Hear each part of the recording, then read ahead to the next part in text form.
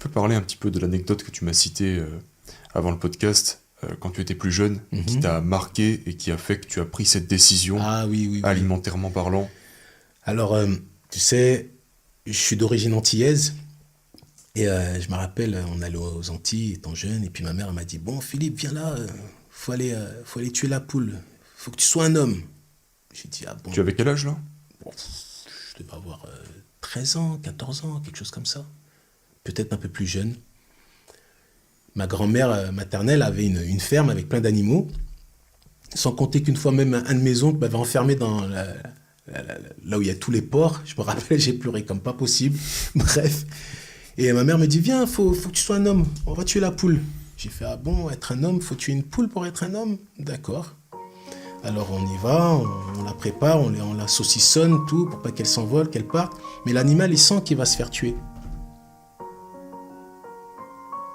Il m'a chié dessus. Et je t'assure, ça peut faire rire, hein. Ça m'a fait mal. Ça m'a fait mal. Je l'ai fait.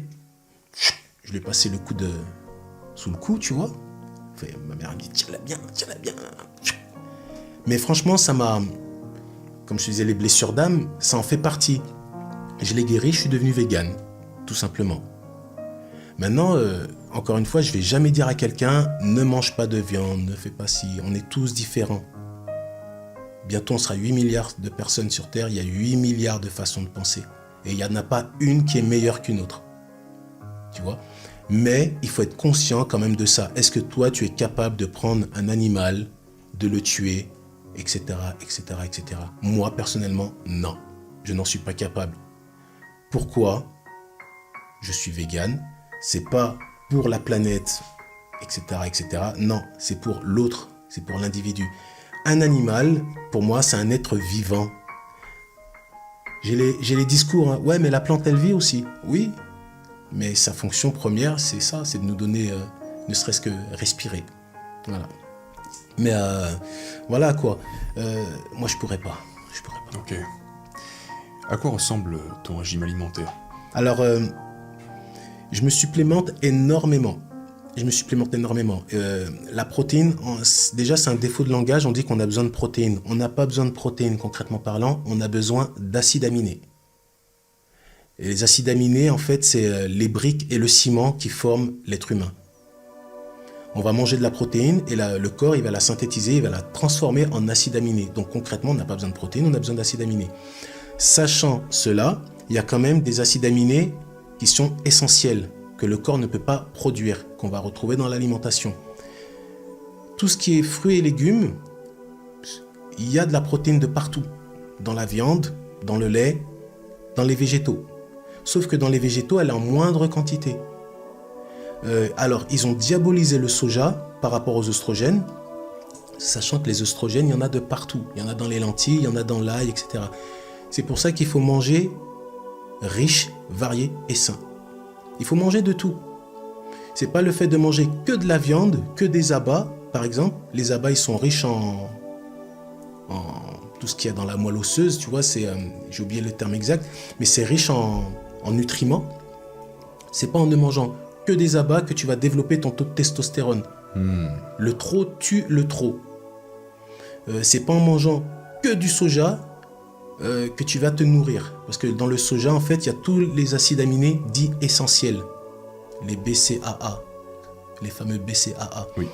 Ou les EAA, les acides aminés essentiels. Donc je me supplémente énormément. Aujourd'hui, il y a des sites qui font des produits très bons. Pour les véganes, il y a beaucoup de sportifs qui sont véganes. Et je ne vais pas faire de publicité, hein, mais il y a beaucoup de sites qui font des très bons produits pour les véganes. Et en fait, je me supplémente énormément, tout simplement. Alors, je prends de la créatine, sachant que j'en prends depuis l'âge de 16 ans. Ok. À l'époque, à mon époque, hein, la créatine était considérée comme un produit dopant. Sachant que les footballeurs en prennent, les rugbyman en prennent, les boxeurs en prennent, tout le monde en prend. Et à un moment, ils ont vu que, bon, c'est vrai, on va arrêter la connerie en France. Hein. On va arrêter de dire des conneries, la créatine n'est pas un produit dopant. Surtout que le corps produit de la créatinine, mais à moindre quantité. Avoir une supplémentation en créatine, c'est excellent. Sachant que c'est le produit où il y a eu le plus de recherches scientifiques, c'est la créatine. Donc je prends de la créatine, je me supplémente en protéines. Alors protéines, ça va être soja, riz, pois. C'est un mélange de 3 protéines. D'accord. Pour ne pas être que sur du soja, parce qu'il faut varier, hein, que ce soit en complément ou dans l'alimentation, il faut varier.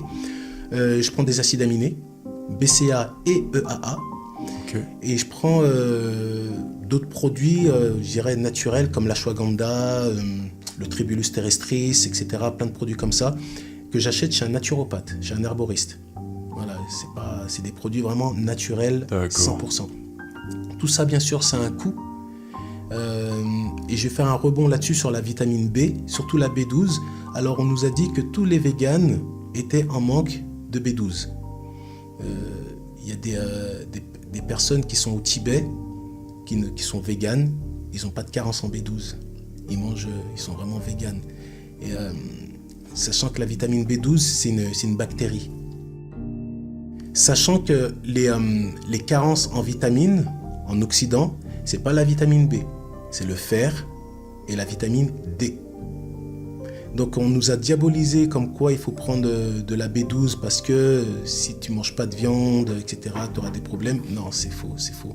Bien sûr, il faut avoir une alimentation équilibrée, on est d'accord. Hein. Il y a un peu de vitamine B12 dans la spiruline, par exemple, mais cette B12 n'est pas bien assimilée par le corps. Donc il faut se supplémenter en vitamine B12. Ok. Donc moi je prends pas que de la B12, je prends tout un complexe de vitamine B, sachant qu'il n'y a pas une vitamine qui est meilleure qu'une autre. Si ce n'est la vitamine A, qui va permettre la synthétisation de toutes les vitamines, mais il faut du magnésium, il faut du zinc, il faut de la vitamine B, C, D, K, E, etc., etc. Ok. Tu pèses combien à l'heure actuelle? Je pèse 86 kilos. 86 kilos de muscles, hein, je précise de muscles. Ça se voit. De muscles. Après, moi, je suis pas objectif, je me vois pas, tu vois. J'ai l'habitude de me voir, je veux dire. Donc, je suis pas objectif, mais des fois, petite anecdote, j'avais des t-shirts M il y a 2-3 ans. Ok. Et puis là, je les ai refilés à ma femme, quoi. Parce que je disais, non, mais ça va pas, on va dire, je suis un Chippendale, je frime et tout. Je m'entraîne 5 fois à 6 fois par semaine. 5 à 6 fois par semaine. Et mes séances, elles font entre 1 heure et 1 heure et demie. D'accord. Le matin, je le compte pas comme un entraînement. Parce que le matin, c'est une routine de réveil. D'accord. Alors, qu'est-ce que je fais? Je fais Surya Namaskar, la salutation au soleil. C'est des postures, on va dire, géométriques du corps pour pouvoir le mettre en condition de réveil. Surya Namaskar, pourquoi? Parce qu'on l'a fait face au soleil levant. Ensuite, je fais pas mal d'étirements pour continuer dans la continuité de Surya Namaskar. Je fais des pompes, des dips, des tractions entre 15 et 20 à peu près. Ok. Et après, je fais 15 minutes de méditation où je m'assois, je fais le silence. Donc récapitulons, tu te lèves à 3 heures, entre 3 et 4 heures. C'est ça. Quelle est la première chose que tu fais dans ta journée? Je fais un message de gratitude, je dis merci à la vie. Ok. Merci, voilà, je dis merci. Très bien. Ensuite, routine... Avec le sourire, je précise. Routine d'entraînement, d'étirement. Voilà, étirement, entraînement, je mange rien, je bois rien avant. Ok. Tu te lèves, je me lève, tu commences ta routine. Direct, voilà, direct. Je prépare juste mon thé que j'ai mis la veille à préparer. Du café vert du moins, c'est du café vert avec des fleurs d'hibiscus, des feuilles d'hibiscus que j'ai laissé toute la nuit tremper parce que je bois pas de café, je bois que du café vert. Donc je le mets au bain-marie à feu doux, comme ça c'est pas au micro-ondes, je suis pas pour le micro-ondes. J'en ai un de micro-ondes, hein, mais je l'utilise très rarement. Je mets au bain-marie, comme ça ça me laisse le temps de faire toute ma routine. J'en ai pour une bonne demi-heure de routine, voilà. Et après, je mange beaucoup. Je mange beaucoup le matin. Pour avoir de l'énergie, justement, pour tenir jusqu'à 10h, 11h, à ma première pause, où j'aurai une petite collation. Je mange beaucoup, donc je mange... c'est aléatoire, hein, mais je mange beaucoup le matin. D'accord. Ça va être du tofu, un burger, des frites, tu vois. Voilà, quoi. Un dessert avec une pomme, une banane, mon shaker de protéines, mes compléments... Et let's go dancing. Le sport, pour moi, c'est vraiment le pilier de base pour être bien dans sa vie. Comme se brosser les dents, il faut faire du sport, il faut être dans l'action. Pourquoi? Parce qu'il y a une reliance qui se fait entre le corps, l'âme et l'esprit. On dit bien le corps en premier. On ne dit pas esprit, âme, corps. On dit toujours le corps, l'âme et l'esprit. Qu'on y croit ou pas, c'est le corps en premier. Donc le corps, c'est vraiment l'outil qui va te permettre d'être dans les meilleures conditions. C'est pourquoi, en fait, c'est pour ça que je suis coach, pour vraiment partager cette...